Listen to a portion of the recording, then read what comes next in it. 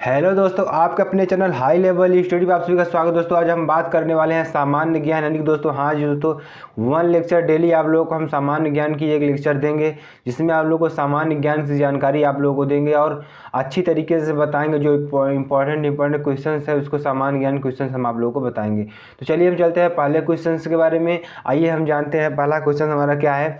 ये दोस्तों हमारा हिस्ट्री से लिया गया क्वेश्चन है, हिस्ट्री से लिया गया क्वेश्चन है। इसके बारे में संपूर्ण जानकारी आप लोग बताएंगे। जैसे पहले जानते हैं हम भारतीय इतिहास को अध्ययन की सुविधा के लिए, यानी भारतीय इतिहास को अध्ययन की सुविधा के लिए इसे कितने भागों में बांटा गया। यानी जो भारतीय इतिहास है हमारा उसको अध्ययन करने के लिए हम उसकी सुविधा के लिए कितने भागों में हम उसको बांटे हैं। तो उसको हम कितने भागों में बांटे, आइए देख लेते हैं दोस्तों।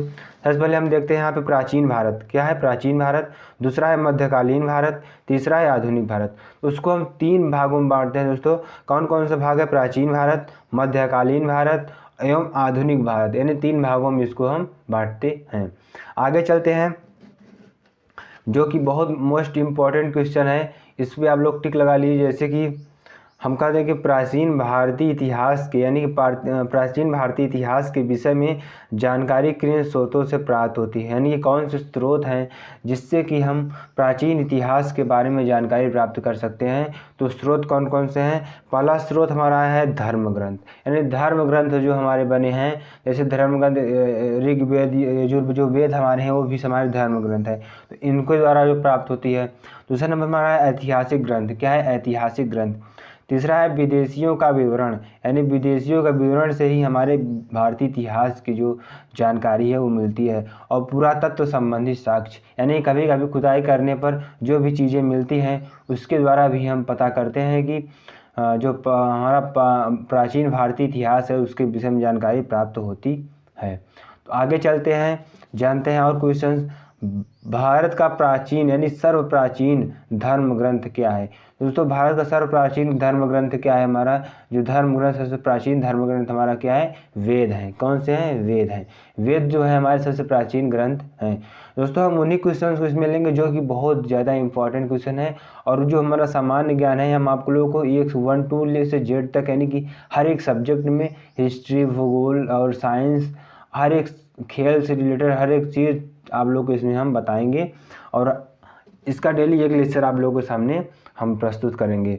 और आगे जानते हैं, ऋचाओं के क्रमबद्ध ज्ञान के संग्रह को, यानी कि ऋचाओं के क्रमबद्ध ज्ञान के संग्रह को क्या कहा जाता है? क्या कहा जाता है? ऋग्वेद कहा जाता है। क्या कहा जाता है? ऋग्वेद कहा जाता है। ठीक है दोस्तों, आगे चलते हैं। वर्तमान में प्रचलित, यानी कि वर्तमान में प्रचलित ग्रेगोरियन कैलेंडर किस ईसाई धर्म गुरु पर आधारित है? तो जो ग्रेगोरियन हमारा कैलेंडर है वो किस ईसाई धर्म गुरु पर आधारित है, इसके बारे में थोड़ी जानकारी हम जानते हैं। तो जो यह कैलेंडर है दोस्तों वह हमारा ईसा मसीह के जन्म के आधार पर ही आधारित है। आगे हम जानते हैं नेक्स्ट क्वेश्चन, यानी कि शाम का शाब्दिक अर्थ क्या है? शाम यानी शाम का शाब्दिक अर्थ हमारा क्या है? इसका शाब्दिक अर्थ गान है। क्या है? गान। इसको आप लोग अच्छी तरीके से रट लीजिए दोस्तों।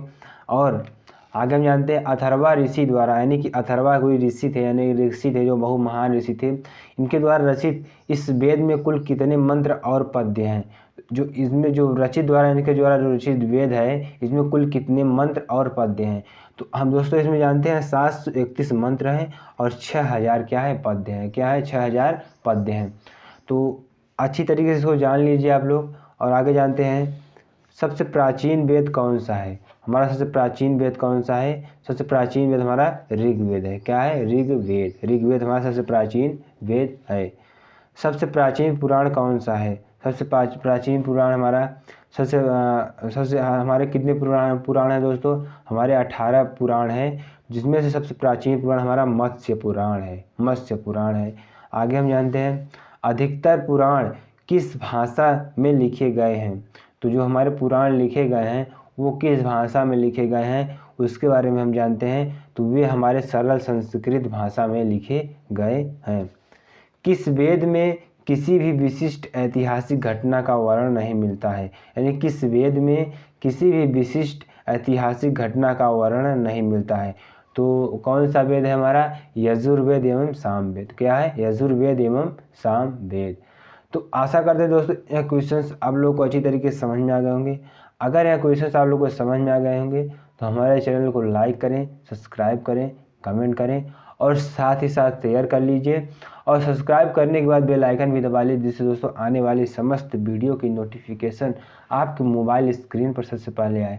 तो चलते हैं दोस्तों, मिलते हैं नेक्स्ट वीडियो में। और आप लोग हंसते रहिए, मुस्कुराते रहिए। जय हिंद, जय भारत।